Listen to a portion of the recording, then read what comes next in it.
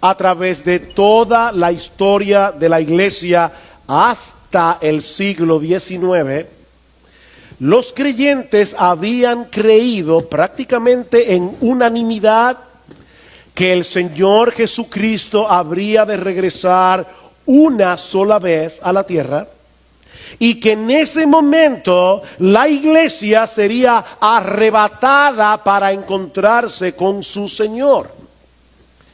Repito, esa había sido la creencia de la iglesia a través de toda su historia. Pero en el siglo XIX surgió una creencia nueva que luego vendría a ser muy popular debido a la proliferación de una Biblia anotada por un abogado y pastor llamado Ciro Ingerson Scofield, publicada en el año 1909, y que sostenía la postura de una venida de Cristo en dos partes: una secreta antes del inicio de una tribulación que, según esta creencia, duraría 7 años, y una pública inmediatamente después de esa tribulación.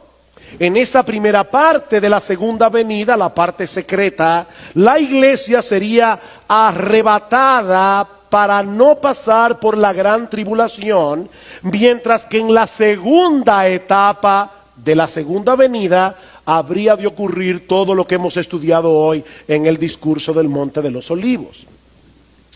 Según esta posición teológica, conocida como rapto pretribulacional, los elegidos de los que se habla en el versículo 27 son los judíos que supuestamente se van a convertir durante ese periodo de tribulación. Esta creencia ha venido a ser tan popular que incluso ya se han filmado varias películas con este tema. Hollywood siempre trata de sacarle partido a las cosas sensacionalistas. Una de esas películas se filmó en el año 2015, titulada Dejados Atrás, protagonizada nada más y nada menos que por Nicolas Cage, un actor de Hollywood sumamente conocido. Ahora, de nuevo quiero volver a decir lo que decía al principio.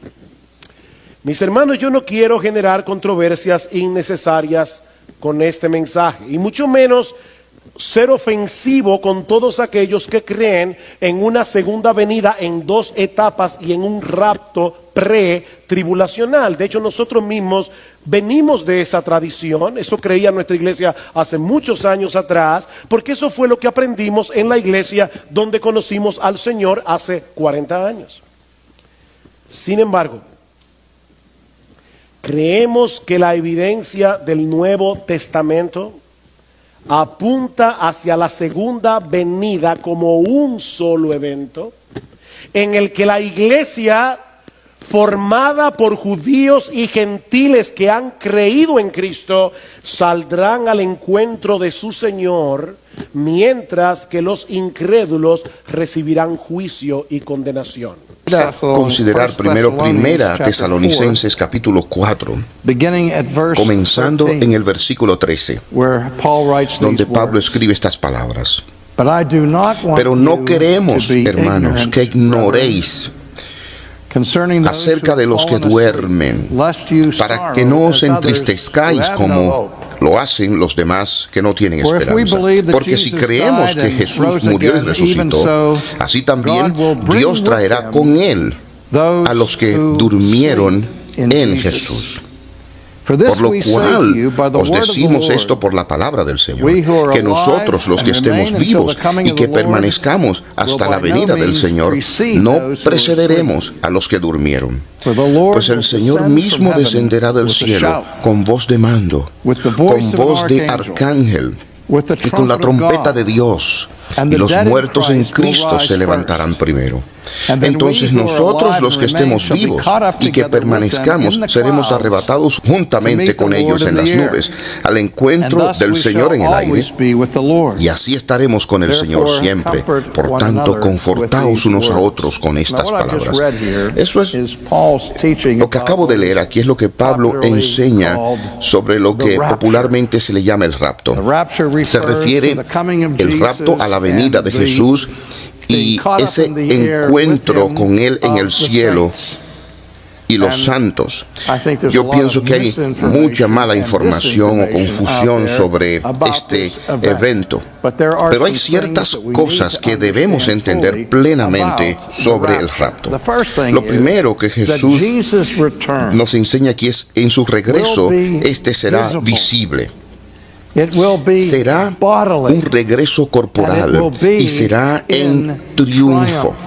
No va a venir en humildad, mansedumbre, como lo hizo en su primera venida, sino que en esta venida viene en triunfo, en poder, en la nube de gloria. Y su venida no será secreta, sino que será visible. Una vez más, si nosotros recordamos la última sección en el monte de la ascensión, cuando los ángeles hablaron a los discípulos, dijeron, el ángel dijo, hombres de Galilea, ¿por qué todavía siguen mirando al cielo? Este mismo Jesús que ha ascendido regresará de la misma manera. Así que nosotros esperamos un regreso visible, así como Él fue visible en la gloria Shekinah. Él regresará otra vez de manera visible en su nube de gloria. Y hay aquí una visión muy esparcida hoy en la iglesia sobre lo que Pablo habla aquí en Primera Tesalonicenses. Me refiero a la doctrina del rapto, en el cual la iglesia será levantada en el aire y allí de repente será sostenida durante 3 años y medio o 7 años durante el tiempo de la tribulación. Y entonces al final de ese periodo, Él regresará otra vez. Así que ustedes tienen 2 segundas venida en ese punto. Y yo creo que ese es el resultado de una serie de malos entendidos de lo que Pablo realmente está describiendo aquí en Primera Tesalonicenses. He hablado con uno de los representantes que liderea esa escuela de pensamiento en nuestra cultura, en la iglesia hoy, que enseñan el rapto de la pretribulación. Y muchas personas están muy entusiasmadas con eso de que antes de que la iglesia sea sometida a persecución, una tribulación, la iglesia será evacuada en el tiempo del rapto para no estar en todo ese tiempo de aflicción y evitar el sufrimiento. Y cuando yo estaba hablando con ese líder, yo le dije, dime algo aquí. Yo no conozco un solo versículo en ningún lugar de la Biblia que enseñe de un rapto pretribulacional. ¿Pudieras tú decirme dónde encontrarlo? ¿Saben lo que me dijo? No, yo no puedo. Pero eso es lo que se me enseñó desde que yo era niño. Vamos a tomar nuestra teología de la Biblia y no de una lección de escuela dominical que alguien nos enseñó años y años atrás. Bueno, si Pablo estuviera hablando de un rapto secreto aquí, sería el secreto peor guardado en la historia, porque aquí él está describiendo el descenso de Jesús con el sonido de una gran trompeta y toda esa nube de gloria y todos los muertos en Cristo levantándose y todo ojo le verá. A nosotros se nos ha dicho esto una y otra vez. Otra vez, ¿dónde está el secreto? Esto es claramente visible, tan público como cualquier evento pudiera ser. ¿Qué es lo que está sucediendo aquí con este lenguaje de un rapto? Vamos a considerarlo otra vez. Pues el Señor mismo descenderá del cielo con voz de mando, con voz de arcángel, y con la trompeta de Dios, y los muertos en Cristo se levantarán primero. Entonces nosotros, los que estemos vivos y que permanezcamos, seremos arrebatados juntamente con ellos en las nubes al encuentro del Señor en el aire, y así estaremos con Él siempre. Ese es el propósito del levantamiento de los muertos. El rapto en el cielo no es desaparecer, es encontrarse con Jesús en su regreso. No nos está sacando del mundo para que estemos fuera del mundo. Él nos está levantando para participar con Él en su regreso triunfal. Daniel, at the end of his prophecy in chapter 12, adds 75 days. A period of 75 days after the 3.5 years, 1,260 days, 42 months, times a half a time. Somewhere in there, in the days and the hour, which no one knows. Now that leads me to a question. Who are the people that are going to be alive at that time? Who are they going to be? Who are the people alive at that time? Who's this going to be important to? Who's going to be reading this? Who are the readers that are going to read and say, I need to understand this? Who are they? Well, there will be non-believers, right? There'll be a world of non-believers. Non-believing Gentiles. There'll be a world of non-believing Jews. Sinners all over the planet. There will also be believers. They will be in the time of tribulation. However, and this is where I want to take a moment on a digression, if I can, do it really quickly, I don't believe the church will be there. That's us. Those who have come to Christ since His ministry on earth, who constitute His church. Because we will be raptured. The rapture event is clearly a singular event described in the New Testament. 1 Thessalonians 4, 1 Corinthians 15, John 14. It is a singular event. It describes the snatching away of the church. All of us who are in Christ will be caught away. It is the moment when the phrase in Romans 11 is fulfilled, the fullness of the Gentiles. When the church is full, when the last elect person believes, the rapture is triggered. We won't know who that person is, but all the redeemed will be removed. Now, when does this happen? Clearly it happens. John 14, 1 Corinthians 15, 1 Thessalonians 4 describes the event with specific details. When does it happen? Some people think it happens at the end of the tribulation, or near the end of the tribulation. I think it happens at the beginning. It has to happen because it's an event. It's an event that has no judgment connected to it. Very important.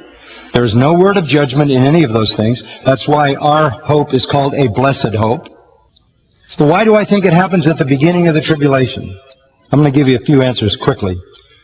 Number one, in the book of Revelation, which is laid out chronologically, the things which were, the things which are, the things which will be. In the book of Revelation, the church appears in chapter 1 on earth. The church appears in chapter 2 on earth. 7 churches are described in chapter 2 and chapter 3, local churches in Asia Minor. The church is there. Starting in chapter 4, the church never appears again. The word never appears again in the book of Revelation, right through to the return of Christ in chapter 19. And the kingdom in chapter 20. You will never read about the church. It doesn't say anything about the church. It doesn't describe the function of the church. It doesn't speak to what the church does or doesn't do, should or shouldn't do. Why? Everything else in the New Testament is directed at the church. Every epistle, all the instruction of the New Testament is directed at the church. Why does all instruction in the book of Revelation to the church end at chapter 3, and you go to heaven in chapter 4, and the war machine of God is beginning to move like it did in Ezekiel chapter 1, and all the rest that flows out of that is void of the church. It talks about the Jews, it talks about the Gentiles, it talks about Jewish evangelists, 144,000, 12,000 out of every tribe of Jewish missionaries, 2 witnesses. It talks about all of that, but never ever mentions the church until you see the church in heaven at the end. Very important. Church is mentioned 19 times in the first 3 chapters, and never again up until 19 when Christ returns. Second, the absence of any instruction or warning to the church about the tribulation. You would think if we were going to go through that, there would be instruction in the Bible about what we are to look forward to. But there isn't anything. It's always a blessed hope. It's always that Christ is coming. It's always that blessed hope and glorious appearing of Christ.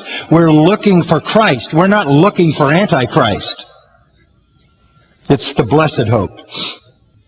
Furthermore, if the rapture, which is an event described in Scripture, doesn't occur until the end of the tribulation and believers go through the tribulation, then what's the point? Why go up to come down? Because Christ is coming with His saints. We're going to run into each other. It doesn't make any sense to put a rapture at the end of the tribulation. We go right up and right back down again. Because when you read the rapture passages, they describe that when we go to a place He's been preparing for us, and we go to be with Him where He is. He doesn't come to be with us where we are. And we have the marriage supper of the Lamb and the Bema Sea rewards of judgment that occur during that period of time when we go to be with the Lord. So the rapture would make no sense if it's just whoop, whoop, like that, up and down. Doesn't make sense. Here's an even more important problem. If all believers are raptured at the second coming, if we all get raptured at the second coming, the rapture is a transformation. The dead rise with new bodies. The living have their bodies transformed into a glorious body, like unto His body. So now we're glorified in our eternal state. The question is, who populates the kingdom? You got an earthly kingdom of Christ. All the sinners have just been destroyed. All the believers have just been transformed. You better be an amillennialist. Because you can't have a kingdom. Because there's nobody in it. The only way you can populate the kingdom is to have the church taken out at an earlier time, which makes complete sense with Scripture. Then you have a 7-year period of the greatest revival in the history of the world, with the preaching of the gospel, the conversion of a third of the Jews who have become evangelists, the people from every tongue and tribe and nation coming to Christ, saying, "Worthy is the Lamb," the gospel preached by a flying angel and 2 witnesses who are resurrected in front of everybody. There's a great mass of people who are converted. When the Lord comes back with His angels and His church, they're still alive. He destroys the ungodly. They are the goats, in Matthew 25, and He takes the godly believers who have been converted in that 7-year period into the kingdom. They are the sheep. Come, you beloved of my Father, inherit the kingdom prepared for you. En primer lugar, creemos que va a haber un arrebatamiento. El apóstol Pablo escribe a los tesalonicenses en su primera carta, capítulo 4, y dice lo siguiente: pero no queremos, hermanos, que ignoréis acerca de los que duermen, para que no os entristezcáis como lo hacen los demás que no tienen esperanza. Porque si creemos que Jesús murió y resucitó, así también Dios traerá con Él a los que durmieron. Por lo cual os decimos esto, por la palabra del Señor, que nosotros, los que estemos vivos y que permanezcamos hasta la venida del Señor, no precederemos a los que durmieron. Pues el Señor mismo descenderá del cielo con voz de mando, con voz de arcángel y con la trompeta de Dios, y los muertos en Cristo se levantarán primero. Entonces nosotros, los que estemos vivos y que permanezcamos, seremos arrebatados juntamente con ellos en las nubes al encuentro del Señor en el aire, y así estaremos con el Señor por siempre. Entonces ahí está el apóstol Pablo hablándonos de que habrá un arrebatamiento, y nos da el orden del arrebatamiento. Los muertos en Cristo se levantarán primero, y luego nosotros, los que estemos vivos, los que estén, seremos arrebatados posteriormente para juntarnos con el Señor. La pregunta es, ¿cuándo ocurre eso? ¿Si ocurre antes del periodo de la tribulación? ¿Si ocurre al final de la tribulación? Y yo quisiera decir que ahí las opiniones una vez más están divididas. Hay un grupo que entiende que el arrebatamiento ocurre, nos juntamos con el Señor en las nubes y bajamos inmediatamente con el Señor para habitar la tierra y entrar al reino milenial, según la posición que yo abrazo. Otros entienden que ya estamos en el milenio y que sí hay un arrebatamiento y una bajada a la tierra para simplemente habitar la tierra, y no necesariamente para habitar la tierra por 1000 años, como habla el capítulo 20 del libro de Apocalipsis. La otra posición es que hay un arrebatamiento y que luego del arrebatamiento hay un periodo de tribulación, y que luego del periodo de la tribulación el Señor regresa con los suyos para entrar justamente a ese reino milenial. Aunque yo no soy dogmático en cuanto a cuándo ocurrirá el rapto con relación al periodo de la tribulación, en general yo permanezco creyendo que el arrebatamiento ocurre anterior a la tribulación, y una de las razones por la que pienso de esa manera es porque nosotros y la iglesia, desde la iglesia primitiva, ha creído en la inminencia del retorno de Cristo. En otras palabras, nosotros pudiéramos preguntar a cualquier cristiano ortodoxo: ¿tú crees que Cristo pudiera venir hoy? No estamos preguntando si creemos que Cristo va a venir hoy, sino si podría. Y ese cristiano, desde la antigüedad, siempre ha respondido sí, él podría venir ahora mismo, porque ha creído la iglesia en la inminencia del retorno de Cristo. Si tú me haces esa pregunta y yo te digo, sí, yo creo que Cristo podría venir hoy, al mismo tiempo estaría afirmando que si yo creo que Cristo podría venir hoy, entonces también es posible que los últimos 7 años hayan sido el periodo de la tribulación. Y yo no creo que los últimos 7 años han sido el periodo de la tribulación. Entonces, la mejor manera para yo conceptualizar lo que es una tribulación y la inminencia de Cristo es continuar pensando que Cristo puede venir en cualquier momento, y que a partir de ese momento es cuando entonces viviremos un periodo de tribulación. En cuanto a la segunda venida de Cristo, creo que ya dejé explicado entonces cuándo ocurriría. Creo que va a ocurrir al final de ese periodo de la tribulación. Algunos entienden que no habrá rapto al principio, sino que simplemente hay un rapto y un descenso inmediatamente al final de un tiempo de tribulación, y otros lo entendemos como algo que pudiera estar dividido en 2 etapas, donde primero está el rapto, luego la tribulación y luego el descenso de Cristo con los suyos. Por favor, déjanos un comentario, y si este video te ha gustado nos gustaría que le des like. Además, suscríbete a nuestro canal, Iglesia Bíblica Zacatecas, para ver más videos, ayudándote a pensar bíblicamente aplicando la palabra en cada área de tu vida.